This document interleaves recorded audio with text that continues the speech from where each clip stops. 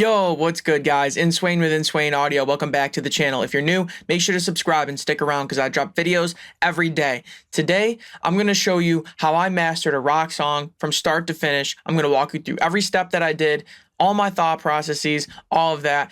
And this is a song that I just mixed myself, and the tutorial for that is on my channel as well. It's the most recent video I uploaded. I put that out yesterday. I'll link it down in the description if you want to see how I mixed it. But today, let's master it. Let's go.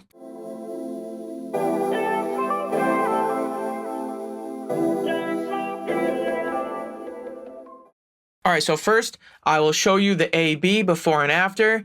In real time, I'll start with it off and then I'll turn the processing back on. So here is the mix versus the master.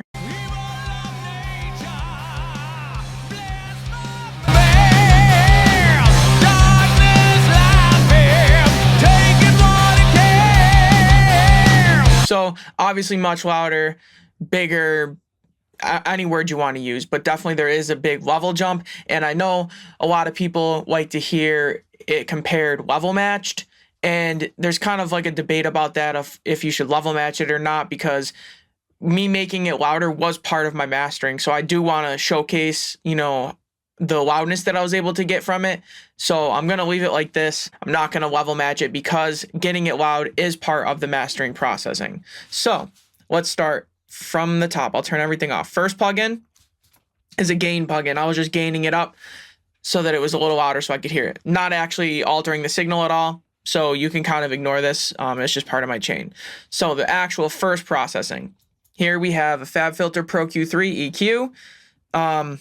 Just doing a boost in only the middle of the stereo field, not the sides, just the mids. That's what this M stands for. And I was boosting at 370 by 1.39 dBs. I'll let you hear what that frequency range sounds like.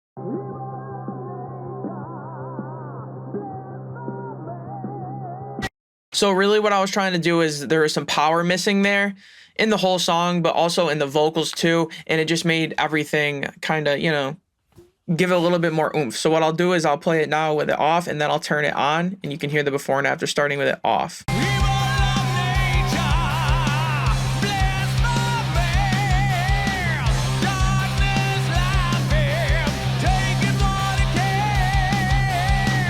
So it just gave it a nice little lift, a little more body and power.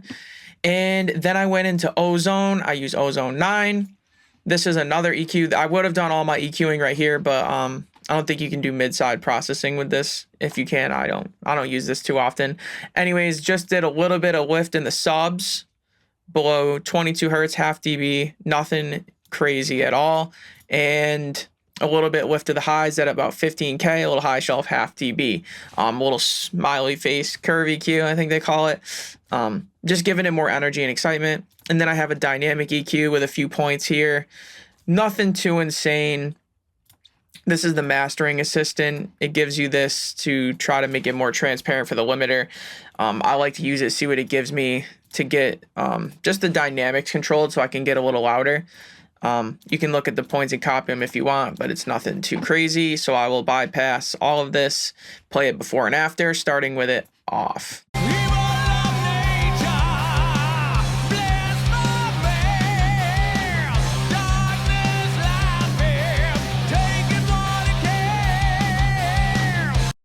Not too much, not too crazy.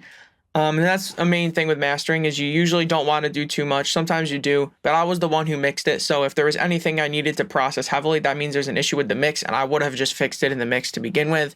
So don't have to worry about that. Then I went into the Sonox Oxford inflator.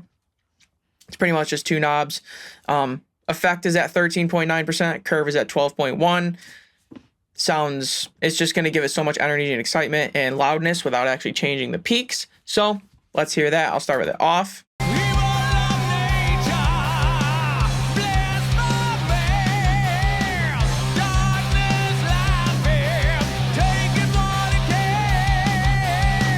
Just gives it life and energy, a little bit of brightness as well. Sounds really aggressive and nice.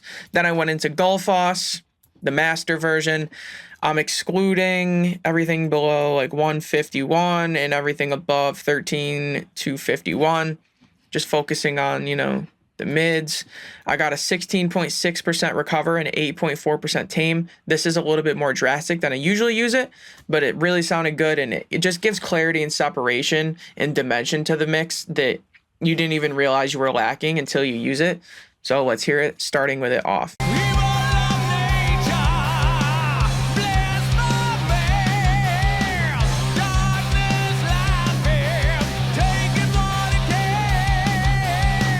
I really like how it just gives so much clarity to the vocal and separation from the instrumentation, but in a good way, not in like a weird non-cohesive way. It still sounds cohesive, but it gives us some nice separation. Then for compression, I went into the API 2500. There's my threshold, but that's context dependent. 0.1 attack, 3 ratio, 0.5 release, medium knee. Analog is on. That's really pretty much it. It's just tapping it a little bit, gives us some body and some thump, and glues everything together. Let's hear it before and after, starting with the before.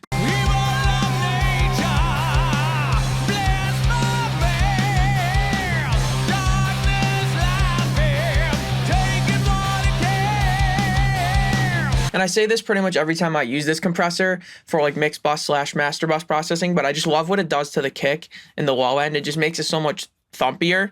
Kind of like, even though you're compressing it, it feels like it's doing the opposite, which is a great win-win. But you could see the needle, I don't even think we're getting 1 decibel gain reduction. Just a little bit, just some glue, some hair, and some thump. Then I went into my clipper, Shure Audio Tools standard clip, absolute beast. Brought it down so that it's just touching the very tops of the peaks on soft clip pro mode with a 1% saturation, and I always use 32 times oversampling because I can. So yeah, let's take a listen to this before and after, starting with the before. And down here, if you watch where it's red, those are the peaks that we're hitting.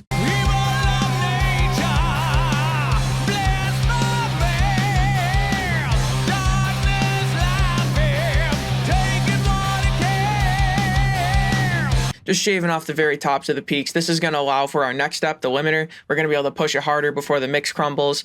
When I do clipping and mastering, most of the time my thought process is I'm going to try to clip as much as I can off without having a noticeable downside to it. And sometimes you can even get it to where it gives you energy and punch, and it feels like you're getting more transients. That's how you hear it, but you're actually losing them, which is a good thing because now our mix is hitting harder, but it's also creating more headroom for us so that we can push it harder into the limiter to get louder. So if you're really lucky, you can get a 2-for-1, but at the very least, you can at least get it to sound the same, but get rid of those unnecessary, like, huge transients.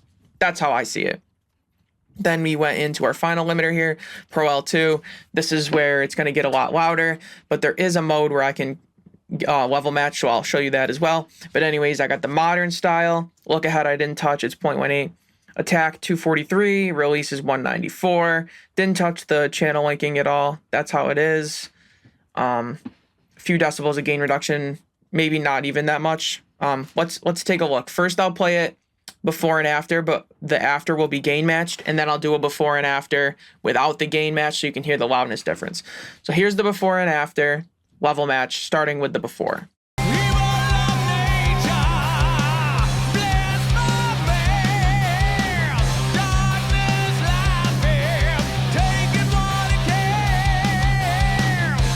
So you can see we're getting like a decibel, 1.2 dBs of gain reduction, nothing crazy, just hitting it. And now what I'll do is I'll show you the before and after without the level matching so you can hear the actual loudness, starting with the before.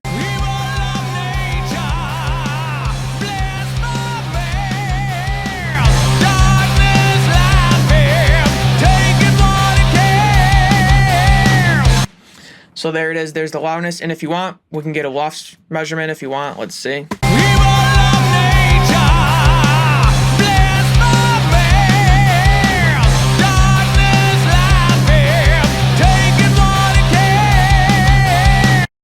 -7.5, and that's honestly not important. Side note, that's kind of where I like things. I didn't shoot for that. I just mastered to where it sounded good. Surprise, surprise, it ended up there. It's kind of my sweet spot personally. You could go louder, you could go quieter. There's an argument made for both sides. It's all cool. This is what I thought sounded good. So if you like this, let me know down below. Hopefully you learned something from it or took something from it or got inspired. took something from it, but if not, don't worry, because I got a video tomorrow and the next day and every day after that. And don't forget to check out in the description below, I got how I mix this song. That's very informative as well.